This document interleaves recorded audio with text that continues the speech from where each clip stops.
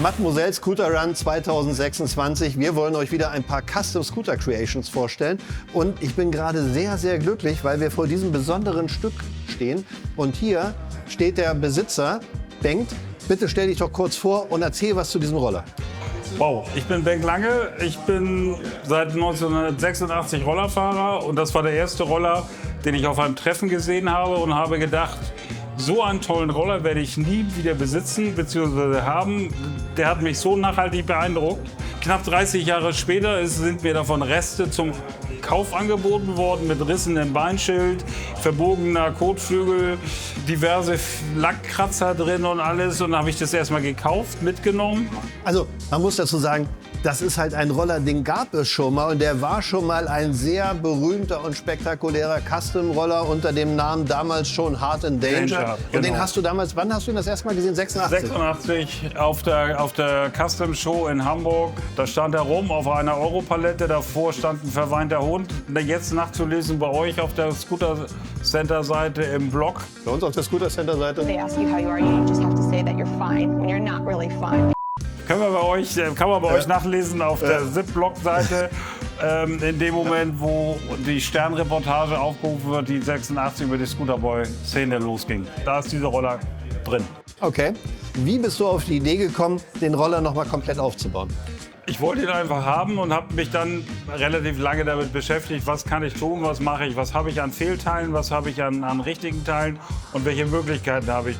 Olaf Düring, der Lackierer, hat gesagt, das ist ein Rebirth 86 2026 mit aktuellen Teilen, mit verkürzter Gabel, mit einer anderen Bremsanlage vorne, dass man damit auch fahren kann, weil ich möchte mit diesem Fahrzeug auch wirklich ab und zu fahren. Okay, also du wolltest nicht einfach nur das wieder aufbauen, das wäre zwar schön gewesen, aber ich finde das auch sehr verständlich, dass du sagst, du willst auch deinen eigenen Touch mit reinbringen und deine eigenen Vorstellungen, wie das Ding vielleicht funktionieren soll und wie das aussehen soll. Ist das richtig? Das ist sehr richtig.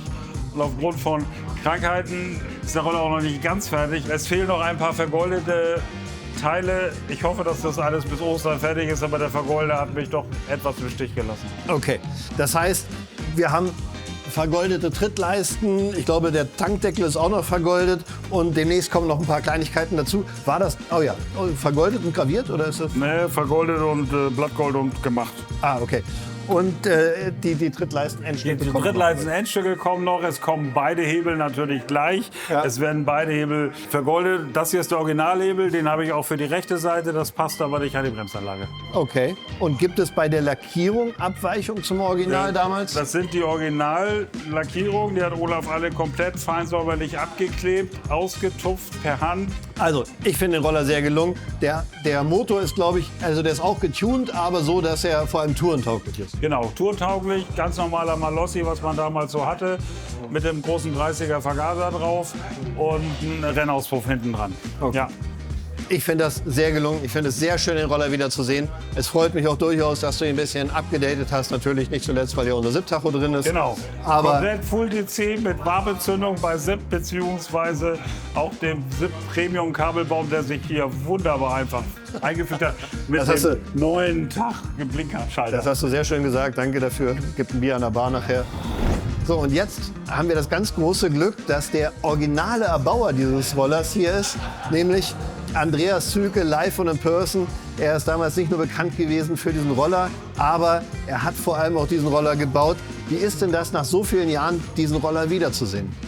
Ja gut, ich habe ihn schon ein paar Mal einmal wieder gesehen auf dem Meltdown vor langer Zeit in einem sehr traurigen Zustand.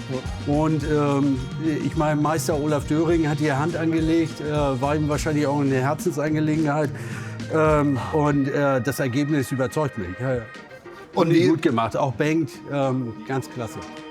Finde ich auch. Ich finde es auch sehr gelungen. Wie kannst du damit leben, dass der heute vorne ein bisschen tiefer ist und hier ja auch ein SIP-Digital-Tacho und ein pinker Motor? Ist das für dich okay? Ich habe da kein Problem mit.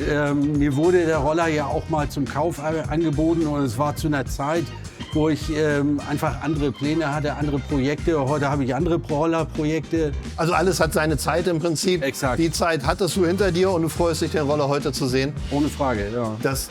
Wie gesagt, ich finde es auch geil. Ich finde es immer geil, wenn diese alten Custom wieder auftauchen. Und wie ich die kenne, wirst du nicht faul sein, sondern irgendwann auch nochmal was Neues präsentieren wieder.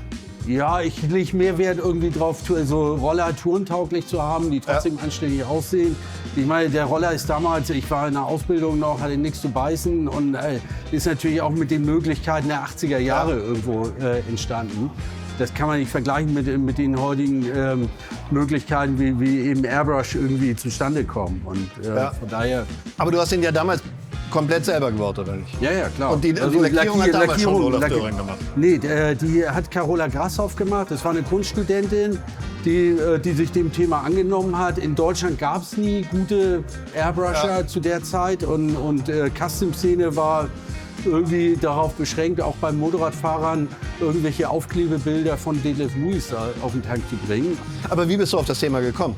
Mich hat immer zum einen dieses Ambivalente gereizt, zum anderen gab es mal eine Szene mit Jean-Paul Belmondo, Abenteuer in Rio, wo er in einer ausweglosen Situation irgendwie seine Partnerin sagte, was machen wir jetzt so? Und sie hat sich ein Cabriolet Pink mit grünen Sternen in einer ausweglosen Situation gewünscht.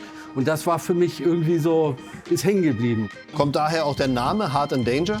Heart and Danger kommt von einem Last Minute Miracle, von einem Soul-Song, der so in so einem Nebensatz fällt. Und das ist bei mir hängen geblieben. Ne? Ah, okay.